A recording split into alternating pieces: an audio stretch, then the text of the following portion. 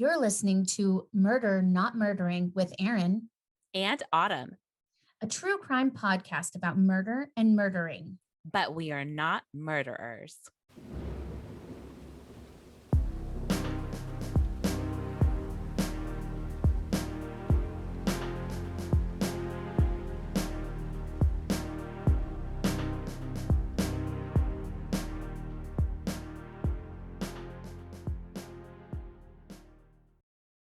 All right, everybody, we're back at Murder Not Murdering with Erin and Fran Jenkins.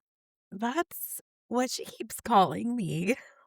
So, Autumn has gotten something from some random lady in a store, and she is now coughing and has a really raspy voice. So, enjoy that. Um, but Sorry. yeah, Don't make exactly. me laugh. So, I made up a persona for her, which is Fran Jenkins, who only hangs out at the Eagles Club. She only smokes Virginia Slims and chain smokes, by the way, Yes, obviously. And then obvi. she drinks Jack and Cokes. That's her thing. And we all know Fran, and that's who she is right now. So Mhm. Autumn will not be reading her case today because her voice sounds horrible, and I don't want to subject you to that. Oh my god, that's so mean. But true, accurate. Accurate. Accurate. So, I am going to do my best to edit out her coughing from this point on, but what you will hear is she will jump in and react to my case that I'm reading Yes. this week, and I'm going to do a full case, so don't you worry. It's a big, long one, but a very important one in Washington State. And So that way she's not doing it alone. and I'm not She doing doesn't it have to talk alone. to herself because I that's awkward for Exactly. her. So it is. It is awkward for me, especially when I want to be like, "Am I right?" And then there's nobody there. It's only me. Doesn't quite work out exactly as I would like. Yeah. That's why I it mean, to worked. be fair, they all worked out. I've liked all of them. I feel like when I did Wine and Crime Time, that was a little easier because I had a little buzz on. So I was like, I don't care. I'll talk to no one. I'll be like, "Am I right, me? Yeah, the fuck yeah, I am. I got this." God, that's like So her sweet spot. it is my sweet spot, but unfortunately, there's no wine in this room right now. I am drinking water. Oh, So, yeah. lame. God, what a loser. Can't even. Yeah. So currently, I am drinking water, but I do you know what? It is kind of it's a really nice day. I do feel like it's a rosé moment. I could totally open a Sauvignon Blanc or I need to stay on focus here, Autumn. You've got me distracted. Sorry, sorry, And now I sorry. wanna have a glass of wine, but I'm not going to because I am gonna stay focused. ADD is on point. I will pay attention to what I'm doing because 'cause I'm currently recording a podcast right now, in case you were wondering. That's what I'm Was. doing.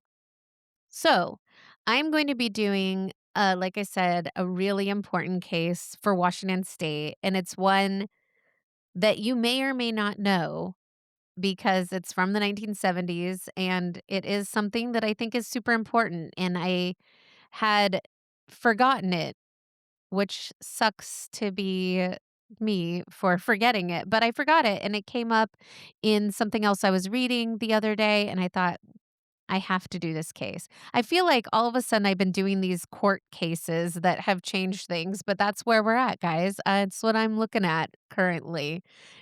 I've veered from dismemberment for a hot minute to do important cases.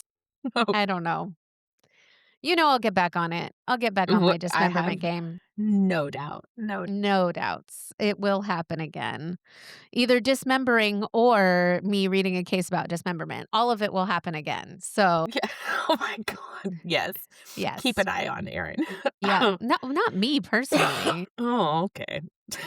Just because I I'm gonna got keep an these eye on you. Just because I got these Pilates arms doesn't mean I'm gonna be sawing up anybody anytime soon. Her So, and Tim go to Pilates now without me. it's all we talk about. Pilates this, Pilates that, working on the reformer, getting I'm not ripped. I'm not included in that. Do you wanna be? No. Yeah, exactly. So, you kinda have to want to be part of it to be Last time like, we "I'm were not in included." last time when we were in that situation, it was just laughs, like, I Yeah. can't do it. No, I also think you would hate Pilates. Well, I've done Pilates, and it's not my favorite. No, and this is on the reformer, you would hate it. What's the But reform? Oh, is it that machine I see people on? oh, yeah, baby. Uh, no, thank Mm, you. we got our legs in ropes, and we're doing all kinds of crazy stuff. I freaking love it. I don't care. I'm happy for you. That Yeah. makes me happy. I especially like it because Tim and I call each other mama and mamacita, and it's so lame, but it's so God. funny. Why? Which one's Because mama and which one's mamacita? it depends on who's spicy that day. Come on Oh, now. shit, you We interchange? we have I don't know if you've seen, there was an SNL skit where they did I'll send it to you after this, but where they did a spoof on Pilates, and it's so fucking funny, but it is a little culty, I will say. Like, you know how when like, Oh my it's god. not it's not Soul Cycle, Do I okay? have to do an intervention with you guys? No, but it's not like Soul Cycle, but it is something that you kind of like once you start doing it, you kinda get into it. So it's like part of a thing, right? And so but one of the things is there's like a culture around it, which is girls in, like, the Lululemon and all of that stuff, and they're like, "Oh, come on, mama. Yeah, work, mama." Like, all it's like a jokey thing. But their spoof on it is hilarious. What we love about our gym that we go to, People's Pilates in Tacoma, is that it's not like that at all. It is like down to earth instructors. Everybody looks like normal people, not like some ripped, crazy, like young thing hopping around yelling at us. It's like normal people, and everybody there is super nice and it's very welcoming. And that's what we like about our gym. But it's the fucking skit is hilarious, like, made me cry laugh. It's so funny. But anyway, I'll send it to you, and then you'll start calling Tim Mamacita in, like, 4 seconds. Okay. Yeah, we'll let you join in on that part. Yeah, good times. Tim loved his shout out for DJ Tanner, by the way, when we were talking about DJ names on the Huh? last episode. Autumn, I know have limited vocals right now, but do you have any news or anything or a fun fact you would like to say before I get started? We took Sebastian to the monster truck show, and he had so much fun. Well, that's great.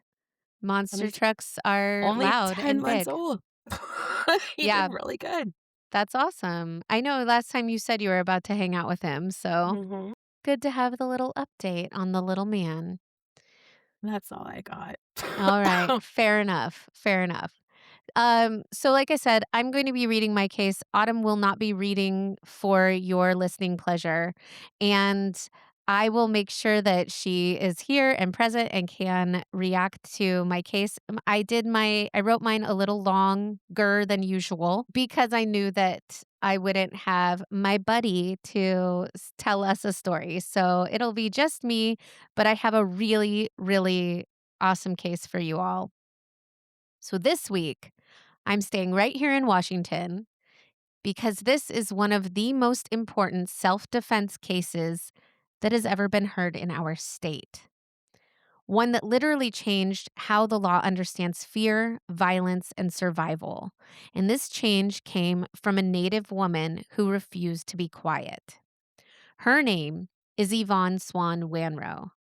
And the system that tried to turn her into a criminal for doing something men had been legally justified for doing for centuries, pulling the trigger when they believed someone was in danger. But there's a problem. She wasn't a man. She was a Native woman on crutches, and the law had no idea what to do with that. So it tried to punish her. Instead, she rewrote the rules. And this story is about a truly badass woman who forced Washington state to admit that self defense is not one size fits all, and it never was. We're talking about the landmark case, State versus Wanrow. Up until this point, The law or a court had never taken into account the right of a woman to self-defense and what self-defense meant. Before the Wanrow case, self-defense was not seen as a viable defense strategy for women who killed their abusers. The jury in her case was instructed to determine what degree of force would be necessary to use for a man facing a man, not a woman against a man. And this was called the reasonable person law. This case is one of the reasons that that standard started to crack. Because before this, reasonable basically meant able-bodied, male, physically dominant, and free to walk away. But that's not reality. Not for women, and especially not for an indigenous woman. Not for someone who was already injured, already vulnerable, already dealing with a system that didn't protect them. Yvonne remembers the anti-Indian racism in Spokane in the 1970s, and it was particularly evident in the relationship she had between the local Native population and the Spokane police. She recounted years later. There was a lot of anti-Indian sentiment. I was always bailing people out of jail, and I was always helping people out of predicaments and sheltering people. Indian people were not popular with the police in Spokane. It seemed like they were the ones who were always getting arrested and put in jail. My brother was maced. I could hear where the police would just find him and beat him up whenever they could. I'm not saying all of the police, but even a little is too much racism. By the time Yvonne arrived in Spokane, her daughter Yvette was nearly 2 and her son Darren was 8. The only housing she could afford was in a neighborhood that was known for a high crime rate. Yvonne felt vulnerable and afraid, thinking she could not count on the police to protect her. So she purchased a gun in the hope that it would provide some safety. Before we get into the night of the shooting, we need to understand something uncomfortable. The law has never been equally protective. In the early 1970s, violence against women was widely minimized. Sexual assault cases often did not lead to convictions. Indigenous communities were, and still are, subject to overlapping jurisdictional failures. And specifically for Native women, more than 80% experience violence in their lifetime. A majority of the perpetrators are non-Native.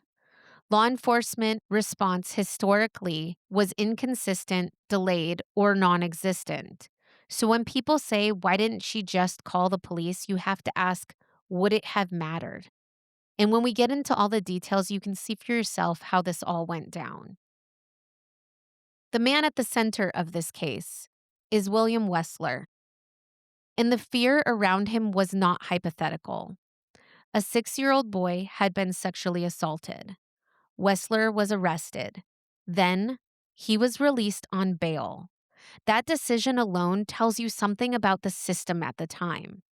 A child is assaulted, and the accused is back in the neighborhood, walking around free. Mhm. Yvonne Swan Wanrow was a member of the Colville Confederated Tribes.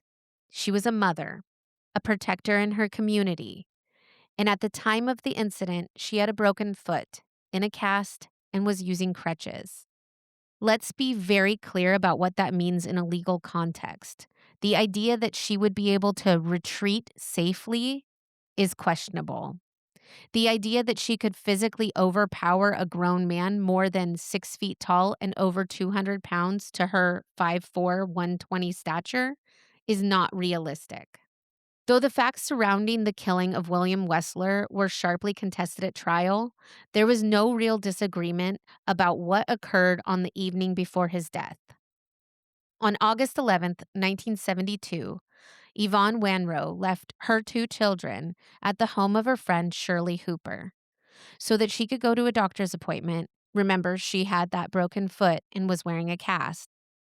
This was the first day she was allowed to put weight on her foot.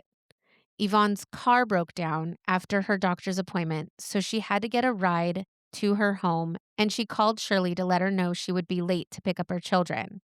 Shirley told her they could spend the night, and Yvonne agreed to pick them up the next day.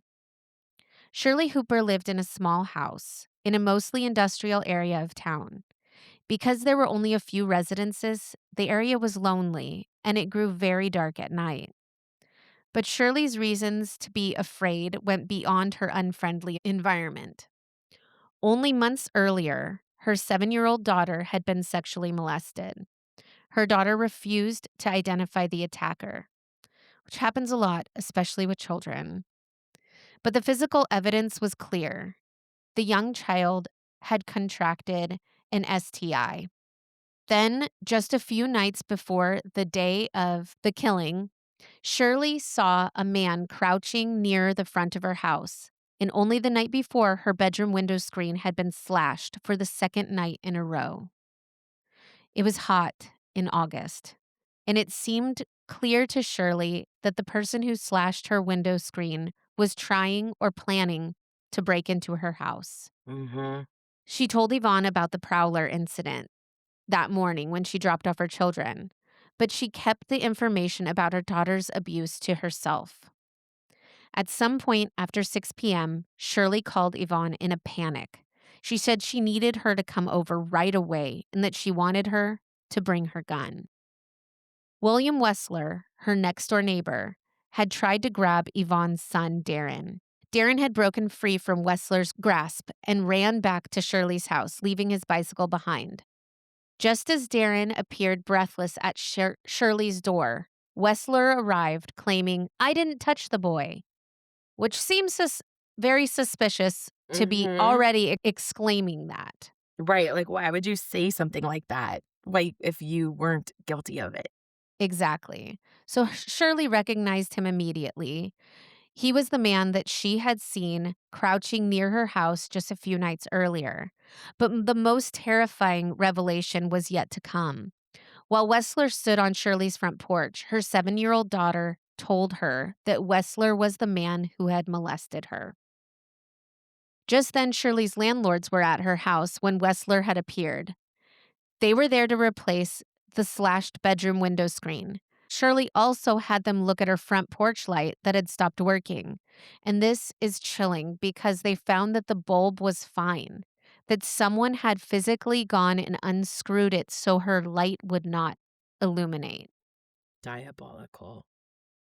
Joseph Faw, the landlord, recognized Wessler. He told Shirley that he had attempted to molest a child from a previous tenant at the same house, and that he had heard that he had previously also been committed to Medical Lakes, which is a state hospital for the mentally ill. Fearing for her children, Shirley called the police, and the officers came to her house and took her statement. Remember, she knew that he had molested her daughter and given her an STI, and she was 7 years old. It's so gross. They also know that he had molested a boy previously.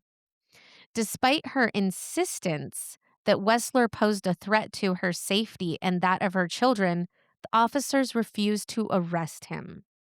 They told her that she should go to the district attorney's office on Monday and file a complaint.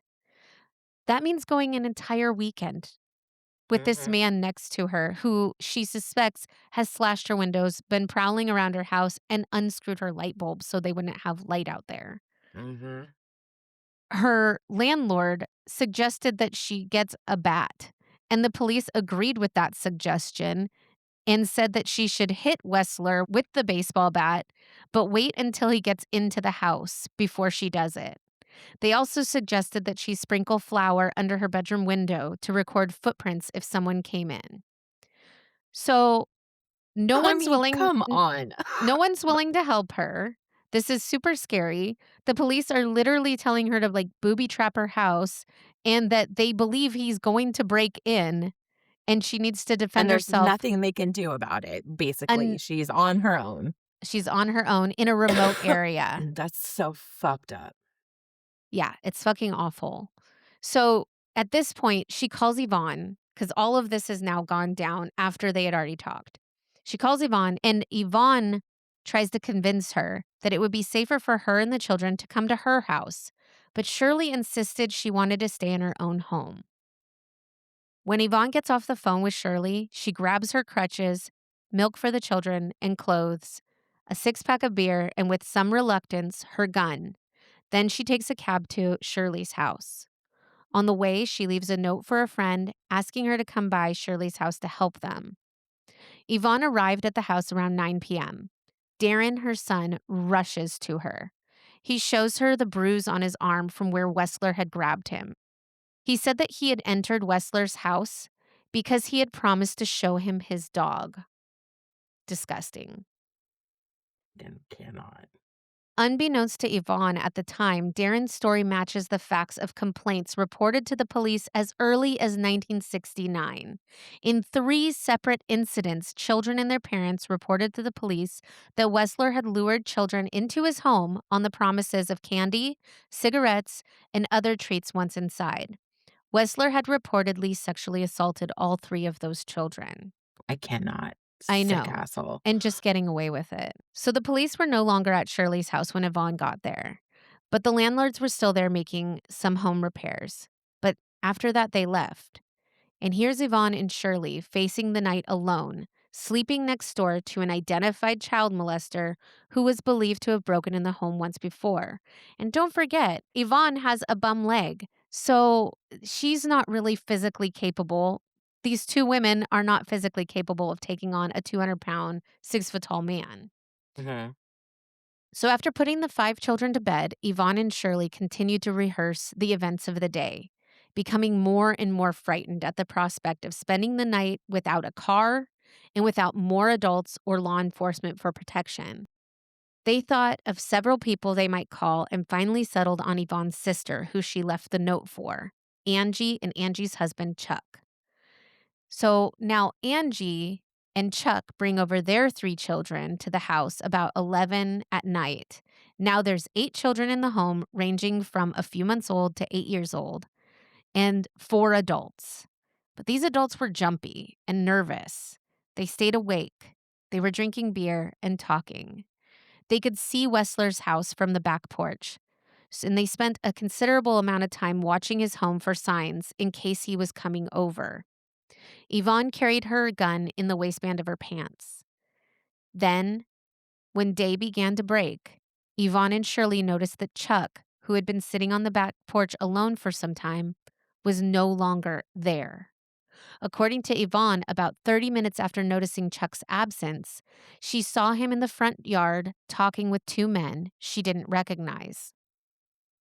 Then one of the men, who later was identified as Wessler, appeared at the front door. Shirley began screaming, "I don't want that man in here." Wessler, who was, like I said, a really large man, was visibly intoxicated at the time. He ignored Shirley completely and walked into her house, moving towards the sofa where Angie's son was sleeping. Awakened by Shirley screaming, the boy began crying, and Wessler continued to approach the boy. And according to Shirley's testimony, he said, and Autumn, this is the worst, "My, what a cute little boy." Where's Obviously, this Chuck guy? Like, why is he letting him walk in? he's out in the yard talking to the other one.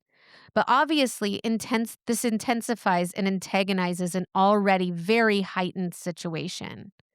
And Shirley knows that that man molested her child and knows the history now, and he makes a statement like that. It's Yeah. horrific. F that. So Yvonne testifies that she rushed to the front porch to call for Chuck's assistance, but he didn't respond. So she turns to re-enter the house. And here's her testimony at trial of what happens next.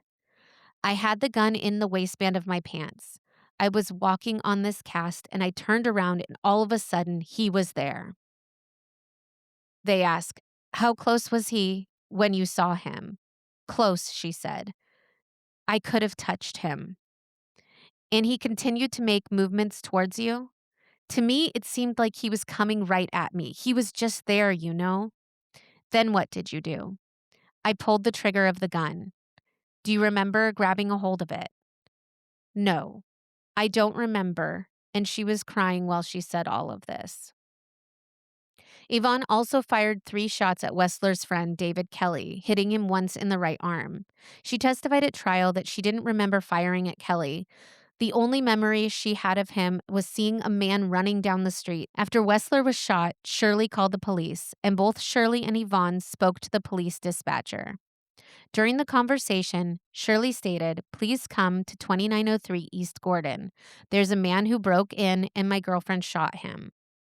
Yvonne took the phone and told the police operator that she had shot 2 people. She repeatedly urged the police to hurry up because she was afraid they were in danger. Remember, the other man is loose, and she doesn't know what his Mhm. intentions were. She said, "I'm the only one that has a weapon, and the guy might come back with another gun." The dispatcher told her that they had received a call from an injured man who was presently at a nearby service station. Yvonne responded, "We warned you. We told you guys." Which she fucking did. Yes. Shirley said all of this to them already. Neither Shirley or Yvonne realized the 911 call was being recorded. When the police arrived shortly afterward, Yvonne was arrested and charged with second-degree murder in the death of Wessler and first-degree assault of shooting Kelly. She spends 3 nights in jail before she's released on bond, and her case is assigned to a public defender. Years later, Yvonne vividly recalled her first meeting with her attorney. "I didn't get a good feeling about him because he didn't seem willing to defend me. He painted a gloomy picture. I was sitting in his office with my leg in a cast, and I must have looked really pitiful. I felt small. He was such a big man, and I tried to encourage him to go to trial for me. And he said, 'Yvonne, you know you're guilty.' I couldn't believe it. This was my lawyer. I just looked at him and I said, 'But I don't feel guilty.'" Nevertheless, in October 1972, Yvonne took her lawyer's advice and entered a guilty plea. Oh, man. She recalled feeling that she was up against the whole system and that it was all non-Indian to her. So she just thought the worst. It makes sense. She's watched the system fail so many before her. About 2 months after entering her guilty plea, while awaiting her sentencing hearing, she talked on the phone with her nephew, Jimmy Swan, who offered to send her money for an attorney. He told her, "Don't let them railroad you. Get an attorney with the money I'm sending you. Fight like an Indian." Oh. Yvonne, who was raised Catholic and attended Catholic schools, turned to her childhood priest, Father Doyle, for advice.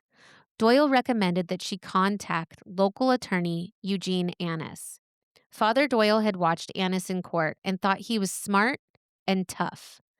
Annis was a young lawyer with a diversified litigation practice.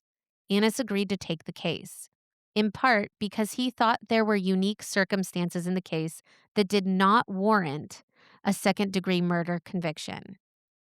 He had handled a number of criminal cases before, but this was his first murder trial.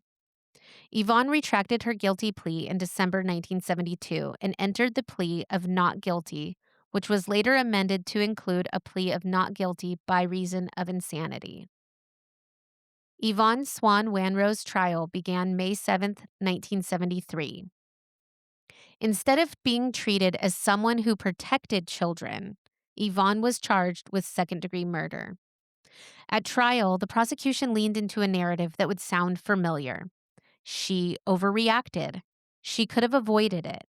She used too much force. Oh my And God. underneath all of it, she didn't behave the way a reasonable person should. But reasonable wasn't neutral, it was coded.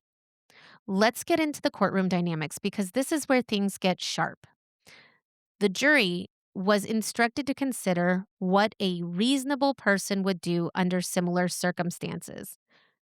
But what they were not told was to consider that Yvonne was a woman of a significant smaller size to the intoxicated Wessler, to consider her physical limitations at the time, and to consider her inability to be able to retreat.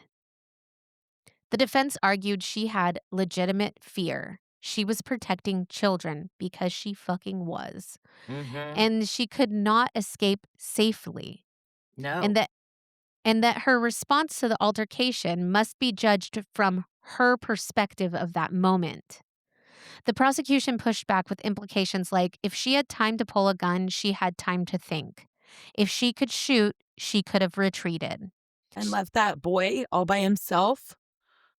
And as she stated, he kept moving towards her. So, how was she supposed to retreat on crutches? I mean, all of this, the logic does not make sense. No, God. And it ignores something that's fundamental, which is preparation is not the same as safety. Her having that gun did not mean she was safe.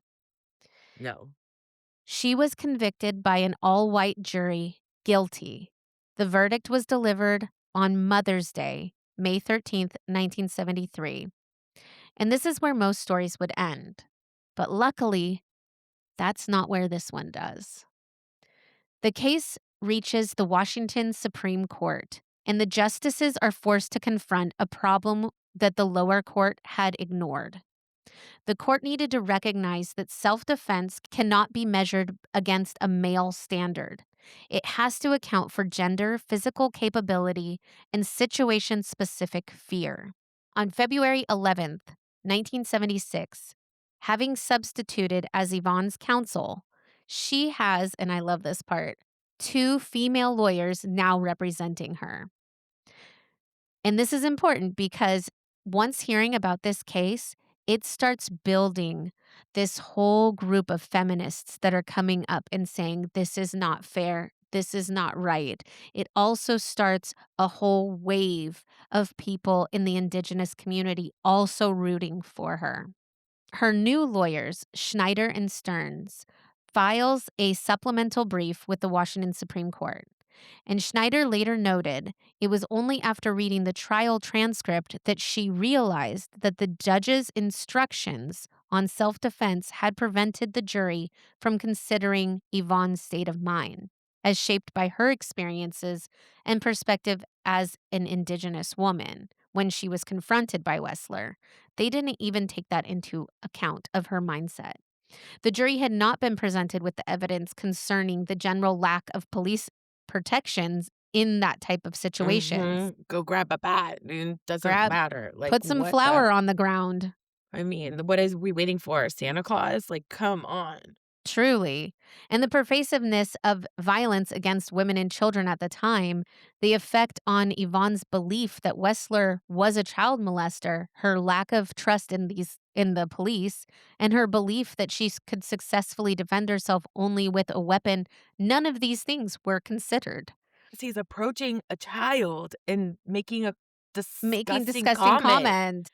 Like, come on. Moreover, the judge's instruction directed the jury to apply an equal force standard, which meant she was judged as a man fighting a man.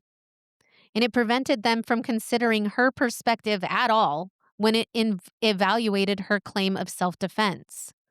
The brief grew out of political analysis of gender discrimination, and the theory emerged that brought together diverse strands of feminist analysis and the theory concerning gender bias in the criminal justice system. In their brief, Schneider and Stearns argued that instruction number 10 not only fails to inform the jury that the standard needed to be applied of Yvonne's own perspective. This resulted from a set of erroneous statements included in instruction 10. With each misstatement, they argued, there was likely reversible error in its own right, but combined, these statements did further egregious harm to Yvonne's right to a fair trial. The court essentially said a woman, especially one physically disadvantaged, cannot be expected to respond like a man in a violent confrontation. And that's huge because it reframes the entire concept of reasonable fear from a reasonable person. And I'm doing air quotes just so you know. So now her conviction is overturned. On April 26th, 1978, Yvonne ended her 7-year ordeal, 7 fucking years, in Washington state courts, and she was freed. She did plead guilty to reduced charges of manslaughter and second-degree assault in Spokane County Superior Court. She was sentenced to 5 years probation by Judge Harold Clark. But more importantly, the Washington law was permanently changed. The Wanrow decision marked the first time that a state's highest court determined that gender was part of the context from which a jury should determine the reasonableness of a defendant's self-defense claim. Yvonne Wanrow was not a battered woman, but the analysis of self-defense doctrine and the defense strategies that grew from her case would become the underpinning for so many self-defense cases that would follow on behalf of battered women. So remember, before, a woman could fight back against her abuser and she would go to prison for that.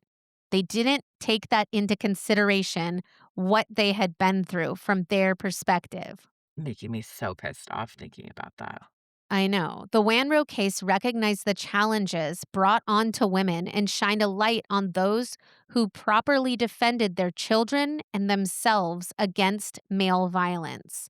The case also inspired a generation of indigenous gender resistance movements and influenced the women of these are two organizations, the Women of All Red Nations and the American Indian Movement. The case becomes a cornerstone of feminist legal history. And I also love that it was women who fought for women. Mhm. It proves that the law wasn't objective, it was built around a male experience and a male perspective. After State versus Wanrow, courts began allowing gender context in self defense. Jury instructions evolved, and the idea of imminent danger became more nuanced. This is why Yvonne Swan Wanrow is a badass. Not because she wanted to be, but because she forced the system to admit that women's fear is valid, women's bodies matter, and survival does not have to look like a fist fight to count. Yvonne Swan Wanrow was indigenous, and indigenous women have historically been disbelieved, underprotective, and criminalized for surviving. So, this case sits at the intersection of gender bias, racial injustice, and legal reform.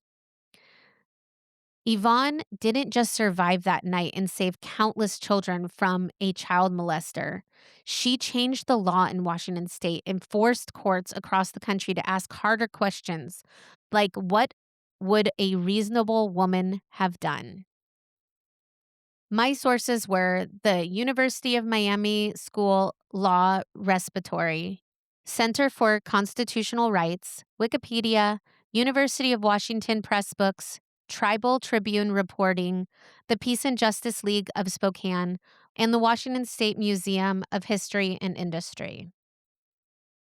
That I've obviously, it's a case here in Washington that I've heard of and am so glad you covered because it's so important. Like, I can't even fathom for 1 second that if she wasn't there, what would have happened?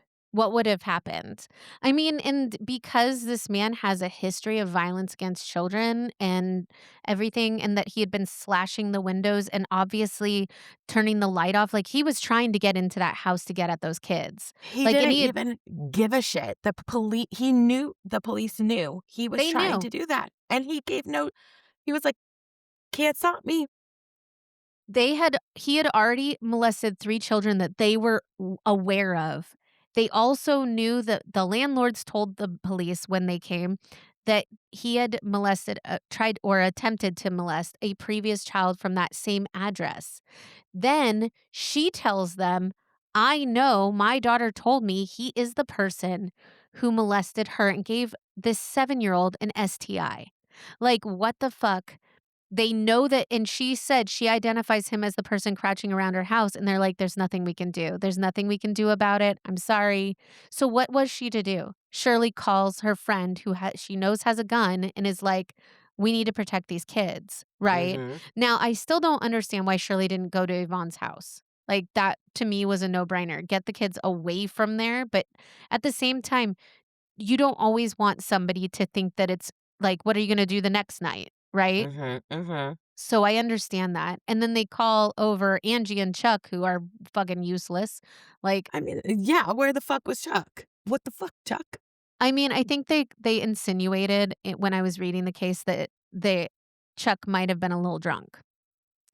And the Clearly. and that he was I mean, he was out there talking to them because they approached him, so they were chatting out there, and that's when Shirley, who just learned, hours earlier that that's her daughter's molester, and she's like, "I don't want him in my house." The man forces himself into her house and then makes a comment about a little boy, and he gets shot as he's approaching, and somehow that didn't deem a self-defense, like, you couldn't look at that in a way where they're like, "She should have retreated. They should have just called the police. They should have and they it's like they had already called the police. Yeah, and they said, "Put some flour outside." Put some flour outside. Take a bat." Like, and this man was huge. Like, do you think that with this intoxicated, large man, that these 2 women, one who's on crutches, is going to be able to defend themselves as a grown man would?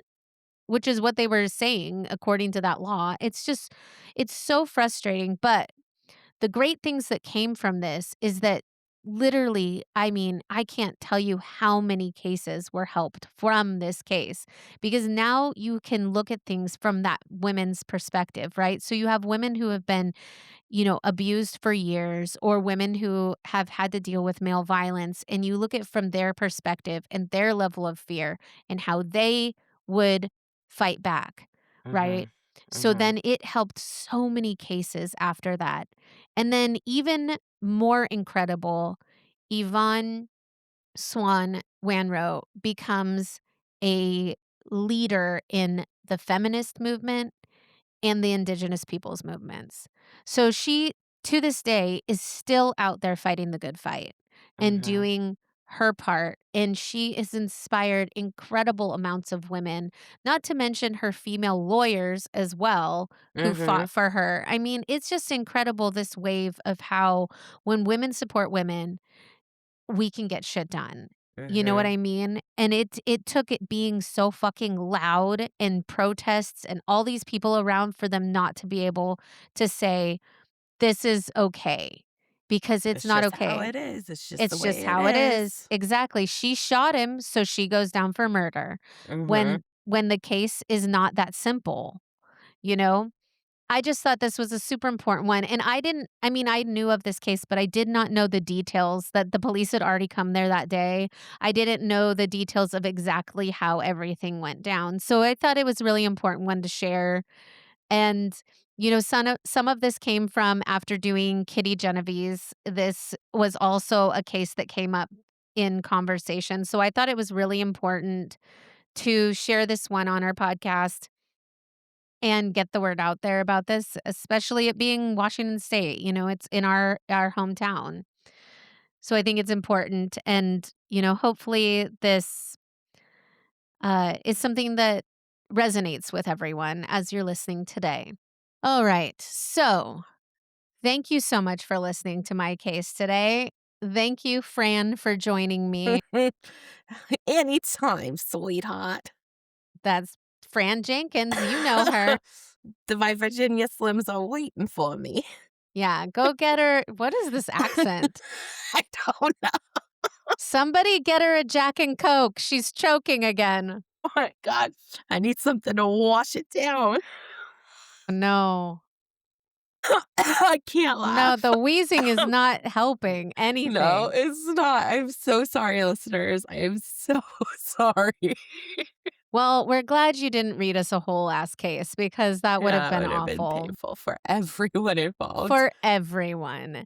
But I do want to let you know that if you would like to see photos of Yvonne and of her story, do follow us on Instagram at Murder Not Murdering. We will have pictures on there as well as the description of our case. We're also on TikTok at mnn.pod. We have a subreddit, Murder Not Murdering. So check out all of those places to follow us. Subscribe to our podcast. That would be great. And tell your friends, share with everybody you know, because, I think these cases are important, especially in our current political climate, to know where we were, where we're going, and where we're not going to fucking go back to. So say something nice and positive to a woman in your life today, or else. That's how I Or feel about else. or Or else. else. Yeah. Threats. Threats. Yes. I mean, I think the important thing is that women should just keep on building up other women, and the only person that we can count on to speak up for us is ourselves and each other. So, here's to women.